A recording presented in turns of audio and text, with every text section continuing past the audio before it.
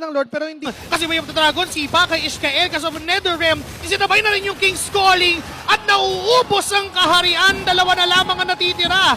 Ngayon, this might be the perfect time para lumaban ang side ng RQ kahit Kaso nga lang merong King's Calling doon na nila pag si James X Nova, mapapalakad na lang pala yun. Netherrealm nagamit na, si Sai humaharap lang at si Aizawa yung kukunin nila. Ngayon nakaisa na ang RRQ kahit to at mukhang naghahabol pa rin sila. X Nova! Kick to James! Pero makaka-flicker out, nakasibat pa ng isa, kaso nga lang buhay, pero mamamatay pa rin rather, and si Sai, entropy, hinahabol si Balos at ang RRQ. Kaya medyo aatras sila, Denjiro. Naghanap ng target, yung TZ with a blazing duet, nakapalit, pero makaka-atras si Denjiro. Birds, naiipit sa gitna, kakayanin pang makatakas, pero mukhang inalay na yung sarili niya with the Purify. Buhay pa rin si Sai! Pero